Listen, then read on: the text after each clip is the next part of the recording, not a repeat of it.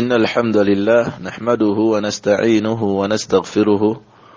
ونؤمن به ونتوكل عليه ونعوذ بالله من شرور أنفسنا ومن سيئات أعمالنا من يهده الله فهو المهتد ومن يضلله فلن تجد له وليا مرشدا أشهد أن لا إله إلا الله وحده لا شريك له وأشهد أن محمدا عبده ورسوله أرسله الله بالهدى إلى عموم الثقلين الجن والإنس وداعيا إلى الله بإذنه وسراجا منيرا. أحبة الكرام، أحييكم بتحية الإسلام. السلام عليكم ورحمة الله وبركاته، وأسعد الله أوقاتكم بكل خير. ثم يبزى الله سبحانه وتعالى ثم سبأ الله أسوك ساسني مليمبي كمبكو في محمد صلى الله عليه وسلم namiro moyo gwange nejammwe okutya Allah subhanahu wa ta'ala tukole bitekeddwa okukola nga tukyalina obusobozi saateera tweziizeeko embeera yonna eyinza okutuviirako okubonaabona n'okukaaba olunaku lwe tugenda osinkana Allah. Njagadde ng'ennaku wezisigaddeyo nga bwe tuli mu mbeera ey'okubeera nga tusoma tawhiidi waffe olwaleero tukooneko mwana wattu ku mwezi oguyitibwa ogwa Ramadan. Shahru Ramadan, omwezi ogwa Ramadani yagadde tukoone ku kiyitibwa as-siyam, then oluvannyuma lw'okukoona ku siyam tutunulire ku khasaisuha ku byeyawulidde as-siyam. Awalan qabla kulli shay'in, as-siyam okusiiba kyeki? Fi lugha okusiiba kitegeeza huwa al-imsak, nako kwe kweziyizaako. As-siyam fi lugha mu lulimi oluwarabu huwa al-imsak, nako kwe kweziyizaako oba okwetangira. Kama qala Ibn Manzur fi kitabi Lisanul Arab, nga bw'ojja okukisanga Ibn Manzur wakitunnyonnyola mu kitabo ekiyitibwa Lisanul Arab. Kwe kweziyizaako. Obujulizi ku nsonga eyo ojja kubusanga mu suratu Maryam aya 26. Maryam bwe yagamba abantu be n'abagamba nti inni nadhartu lirrahmani sawma, nze neeyamye eri Allah subhanahu wa ta'ala olusiiba. Nga n'olusiiba olwo lwe luliwa yagamba nti walan ukallima al-yawma insiya, olwaleero sirina muntu yenna gwe ngenda kwogera naye ku bigambo bikwatagana na mwana oyo. Kiba kitegeeza mu lulimi okusiiba kwe mwana wattu kwali kutuufu kwe yali ategeeza. Nawe osobola okugamba nti nasiibye ebigambo, sijja kwogera kigambo kyonna mu mateeka oba mu lulimi obwala oli mutuufu.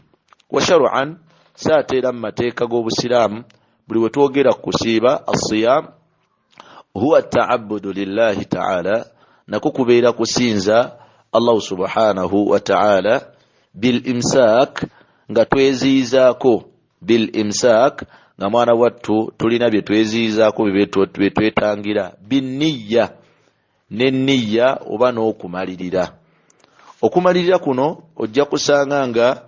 sallallahu alayhi wasallam yatugamba nti man lam yubayyitu siyamu min al-layli, omuntu yenna ataleeta nniya budde bwa kiro kusiiba kwe fala siyama lahu, tabalibwa nti mwana wattu okusiiba kwe tekumubalwako. Kiba kitegeeza nti okusiiba kw'obwatteeka kwawukana n'okwa sunna. Osobola okukeera ku makya okusiiba kwa sunna nga tolina kye waalidde n'ogamba nti nze nasiibye. Saate okusiiba okw'obwatteeka mwana wattu oteekeddwa nniya kugireeta kiro. Anniya okumalirira oku mahalluha, ekifo kyako alqalbu, gubeera mutima. Okumalirira okwo mwana wattu kubeera mu mutima. Wattalaffudhu biha bid'a, saate okwatula enniya eyo mwana wattu obeera ozudde. Wa in ra'aha an-nasu hasana, newankubadde nga abantu balabanga tekiina mwana wattu nsonga yonna. Nekibeera nga kitegeeza binniya okumalirira okwo. Kyova olabanga omuntu singa akeera ku makya nga yabadde tamanyi nti oba Ramadani byayingiddewo, ne tumusanga ng'alya oba ng'alya agamba nti sula oli mu kulya, tuli mulamanzaani. Awo wennyini waakoma mwana wattu n'ajjuliriza olunaku lwolwo n'alusiiba. Kiba kitegeeza nti baada Ramadani ateekeddwa okululiwa. Lwaki? Enniya eno mwana wattu intention teyagireese. kati kyavudde agamba nti kusinza kwe tusinza nakwo Allah subhanahu wa ta'ala nga tweziizaako betweziizaako nga betugenda obiraba binniya n'okumalirira anil akl obutalya washurubu n'obutanywa wa wasairul muftirati na byonna ebiyinza okusiibulula wa wasail al muftirati na byonna ebiyinza okusiibulula min tulu'il fajr athani okuviira ddala emmambya ey'okubiri lwesala lwaki ila ghurubi shamsi paka enjuba lwenakuleeta paka enjuba lwenagwa okiba Allah subhanahu wa ta'ala bwe yali atutegeeza ku mbeera eyo ey'okusiiba okuva emmambya lwesaze paka enjuba lwenagwa Allah subhanahu wa ta'ala yatugamba nti waqulu washrabu suratul baqara ayat 187 yatugamba nti waqulu washrabu mulye ate era munywe hatta yatabayyana lakum al-khayt al-abyad min al-khayt al-aswad min al-fajr okutuusa bwe munayawula ewuzi emyufu ku wuzi enzirugavu bimaana emmambya ng'emaze okusala ng'evudde mu kiddugavu Allah yatugamba nti thumma atimmu siyama ila al-layl oluvannyuma mujjoolirize okusiiba kwammwe obudde obw'ekiro ne kibeera nga definition yaffe ewaafase ne aya oba etukaganye ne aya Allah subhanahu wa ta'ala nga bw'atugambye okuva emmambya lwesala ila ghurubi shamsi okutuusa enjuba lwenagwa min shakhsin makhsus eri abantu abeeyawulidde oba abeeyawudde mulimu abantu si abantu bonna ti mwana wattu balina okusiiba bishurutin makhsus n'obulombolombo obweyawudde man hum ashkhasul makhsus be baliwo abantu abo bakakatibwako okusiiba asooka oteekeddwa okubeera nga oli musiraamu oteekeddwa okubeera nga oli musiraamu ye aya Allah subhanahu wa ta'ala yatugamba mu suratul baqara aya 183 ya ayyuhalladhina amanu kutiba alaykumus siyamu abange mmwe abakkiriza mulalikiddwako okusiiba nikibeera nga kitegeeza nti okusiiba kwalalikibwa ku basiraamu bokka abatali basiraamu nedda sobola okubeera nga olina boyfriend wo osobola okubeera nga olina girlfriend wo nga mwana wattu ye akugamba nja kukusiibirako okusiiba Allah yakulalika ku basiraamu bokka ekigambo akalombolombo akokubiri albaligh yani albulugh oteekeddwa okubeera nga oli mukulu oteekeddwa okubeera nga oli mukulu okusiiba kulalikibwa ku bakulu Allah naga kalombolombo akokusatu oteekeddwa okubeera nga anta aqir otegeera obwongo bwo bukola bulungi toli mulalu akalombolombo akokuna oteekeddwa okubeera nga sahih oli mulamu diddul marid nga toli mulwadde bi'ana nga oli mulwadde kyobulaba nga Allah yagamba nti faman kana minkum maridan aw ala safarin era mu aya 184 faman kana minkum marida yenna anasangibwa mummwe nga mulwadde kiba kitegeeza nti omulwadde takakatibwako kola kutya takakatibwako kubeera nga asiiba ekigambo ekyokutaano oteekeddwa okubeera nga oli muqimu nga toli mutambuze ye aya Allah gyagambye nti aw ala safarin oli muqimu diddul musafir nga toli mutambuze bimaana ng'oli awo bimaana bw'obeera nga oli mutambuze Allah yakugamba nti lya obeere ng'oliwa mwana wattu mu nnaku endala bw'omaliriza Ramadan kiba kitegeeza akalombolombo akasooka oteekeddwa okubeera nga oli musiraamu oteekeddwa okubeera nga oli mukulu oteekeddwa okubeera nga otegeera oteekeddwa okubeera nga oli mulamu oli herethe oteekeddwa okubeera nga toli mu lugendo abaana abato basiiba iye kubamanyiizisa mbeera naye singa alemererwa bw'otamukaka kubeera nti asiiba tumumanyiiza bumanyiize ekyokubiri buli wasiiba fe abazadde ffe tufunamu ki ffe tufunamu empeera kalombolombo akandibadde ak'omukaaga wa inkana imraa bw'abeera nga mukyala alla takuuna fil haidhi tateekeddwa kubeera nga ali mu nsonga zaabwe aw nifaasi oba nga ali mu nifaasi nekibeera nga kitegeeza okusiiba mu mateeka kubeera kusinza kwe tusinza nakwo Allah subhanahu wa ta'ala nga tweziizaako n'okumalirira obutalya n'obutanywa n'ebintu byonna ebiyinza okutwonoonera ekisiibo kyaffe okuva emmambya lwesala okutuusa emmambya ey'okubiri lwesala ey'amazima okutuusa enjuba lwenaagwa min shakhsin makhsus mu bintu ebyeyawulidde bishuruutin makhsus n'obulombolombo obweyawulidde. Ahibbat al-kiram, jagadde tukooneko ku khasaisu shahru Ramadan, ku byeyawulidde omwezi ogwaki, omwezi ogwa Ramadan.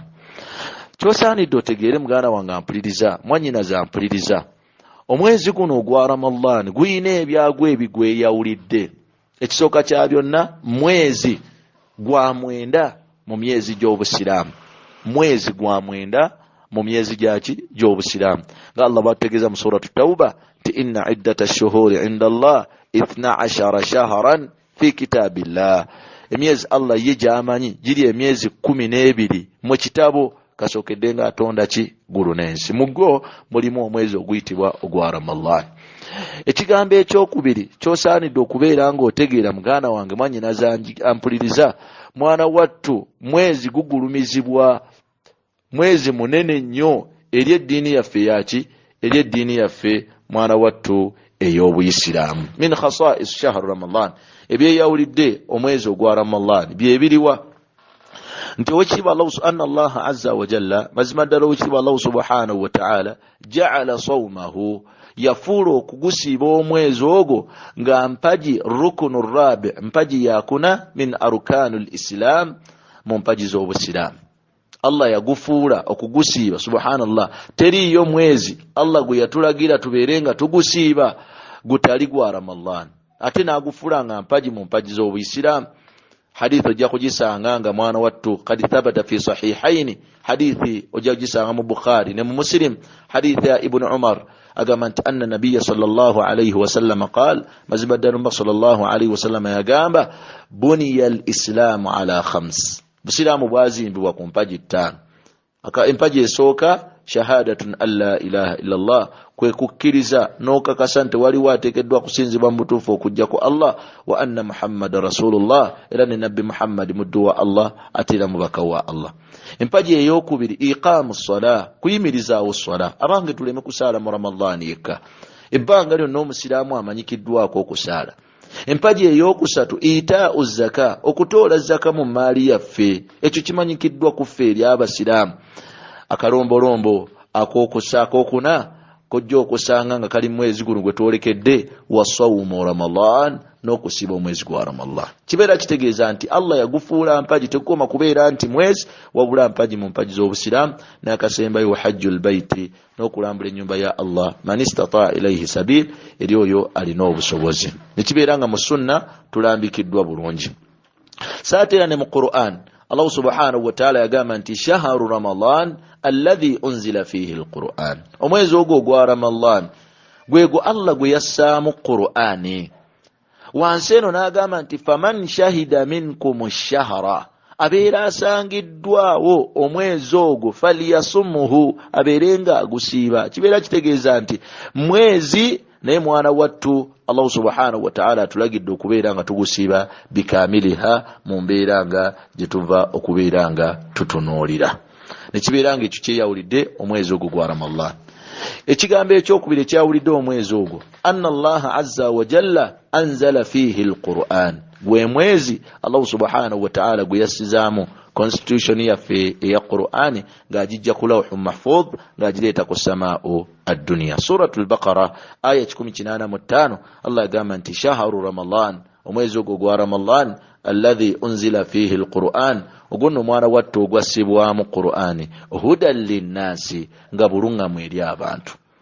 Bimaana Allah subhanahu wa ta'ala yatussizaamu Qur'ani tusobole okubeera nga tulungamizibwa nayo. Kyobulabanga ku ntandikwa ya suratul Baqara Allah subhanahu wa ta'ala yagamba nti alif lam mim dhalika alkitabu la rayba fihi hudan lilmuttaqin.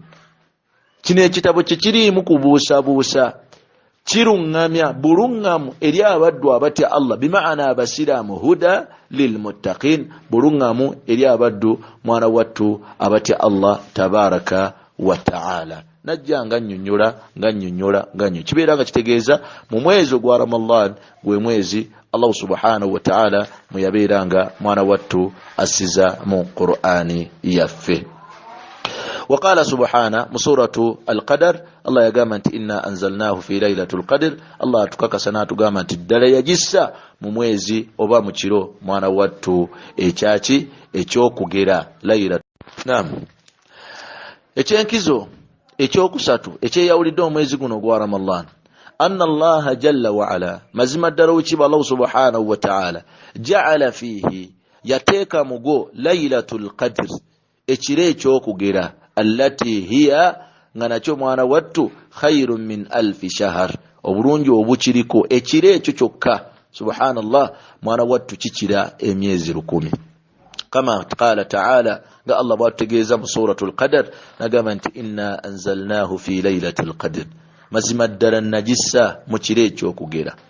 wama adraka ma laylatul qadr kike kinakumanyisa ekiro ekyo ekyokugera Laylatul Qadr khairun min alf shahr ekirecho mwana wattu ebyenkizo byakyo singa kiba kikusanzeewo khairun obulungi bwakyo min alf shahr businga emyezi 10 yagamba nti tanazzalul malaika Allah subhanahu wa ta'ala as-malaika war-ruhu fiha ngane jibrilu mwali biidhni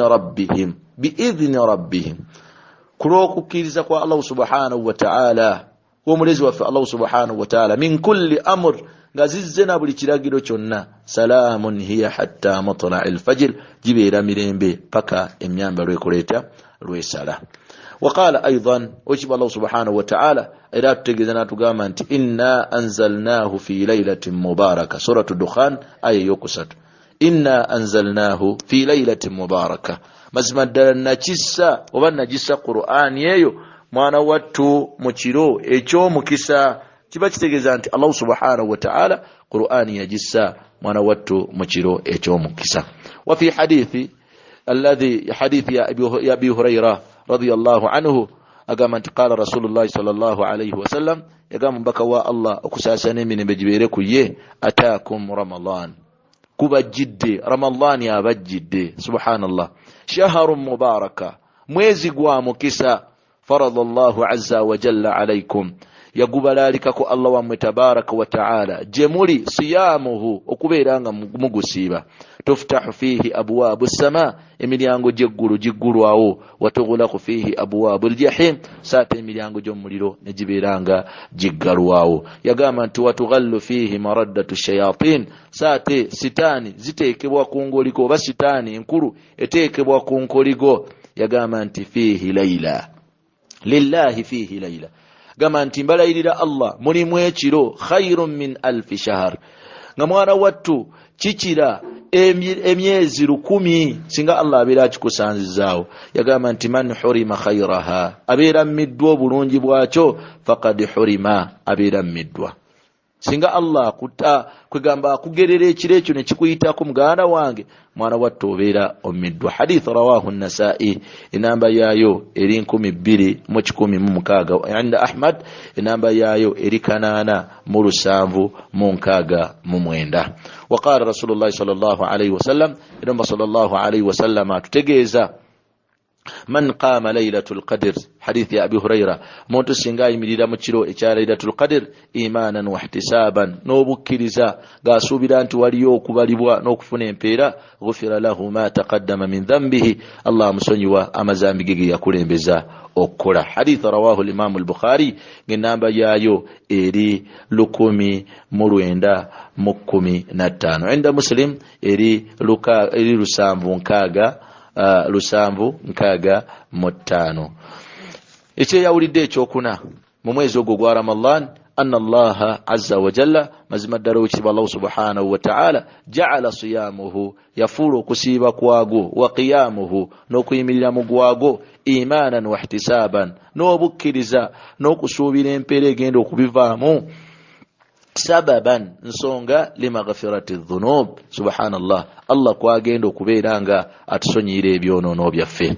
Hadithi jojjo okusanga nywevu mu sahihaini sahih al-Bukhari ne mu Muslim hadith ya Abi Hurairah agamba nti anna nabiy sallallahu alayhi wasallam qala mazima darumbaka wa Allah okusasana emirembe gibeere ku yagamba man sama Ramadan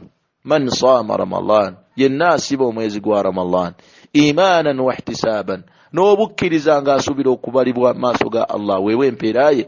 yagamba nti ghufira lahu ma taqaddama min dhanbi Allah musonyiwa amazambi ge yabeera ng'akulembeza okukola. Mu riwaaya endala yagamba nti man qaama Ramadan yenna ayimirira mu mwezi ogwa Ramadan imanan n'obukkiriza wa ihtisaban ng'asuubirayo empeera mu maaso ga Allah ghufira lahu ma taqaddama min dhanbihi Allah musonyiwa amazambi ge yakulembeza okukola. وقد أجمع المسلمون بيغتا بسلام على سنة قيام الليالي رمضان kunkola y'okuyimirira mbiro eby'omwezi ogwa Ramadan ojja kubasanga nga abaddu bayimiridde basaala. وقد ذكر النووي إمام من يأتي يحيى بن شرف النووي يقام أن المراد بقيام رمضان مزما الدليل تشاغين للوام كيميرira mwezi ogwa Ramadan صلاة التراويح okusali swala yaki eswala ya tarawiya kiba kitegeeza nti bulijjo obadde ng'osaala naye mu mwezi ogwo owoyimirira n'enniya n'okumalira n'okufuna empeera ddala mutuufu Allah agenda kubeera nga akusonyiwa. So mwanyinaza ampuliriza muganda wange ampuliriza tosubwa bulungi obwo lwakubeera nti weegayaaza genda osaaleko swalaatu tarawih ofune obulungi obwo. Ekirungi oba ekyeyawulidde omwezi ogwo ekyokutaano anna Allah azza wa jalla mazima ddala okiba Allah subhanahu wa ta'ala yafuulanga mu mwezi ogwo yuftahu fihi abwaabu ljinaani emiryango gy'ejjana giggulwawo wa yughlaqu fihi abwaabu niraani saate emiryango gy'omuliro ne gibeera nga gigalwawo wa yus'adu ash-shayatin mwana wattu sitaani ne zibeera nga zisibibwa ku nkoligo kama thabata fi sahihaini nga bw'ojja okugisanga hadithi enywevu mu sahihi al-Bukhari ne Muslim hadithi ya Abi Huraira mpaka yagamba nti idha jaa Ramadan bw'ebeera ngezze bw'ogirabanga futihati abwaabul jinaani emiryango gy'ejjana giggulwawo wa ghulliqat abwaabu niraani subhanallah emiryango gy'omuliro ne giggulwawo wa sufidati shayatin sitaani ne ziteekebwa ku nkoligo. Teriyo mwezi mulala wojja kisanga ne mugiri eri Allah gye yalageena ekwegamba egy'emizizo tojja kusanga nga mwana wattu sitaani esibibwa ku nkoligo wabula kino kyeyawulidde mwezi gwa Ramadani bwe tuwolekedde. Ekyomukaaga ti anna kulli layla mazima ddala buli kiro ekyo utaqa'u minan nar okiba Allah subhanahu wa ta'ala anyulula abaddu be n'abajja be yali yakakasaako omuliro gwe n'abeera nga abakakasaako ejjanaye. Hadithi ya Abi Amama alladhi rawahu al-Imam Ahmad Abi Amama atugamba nti anna nabiyya sallallahu alayhi wa sallam qaal mazima ddala mbaka wa Allah okusaasana emirembe gibeere ku ye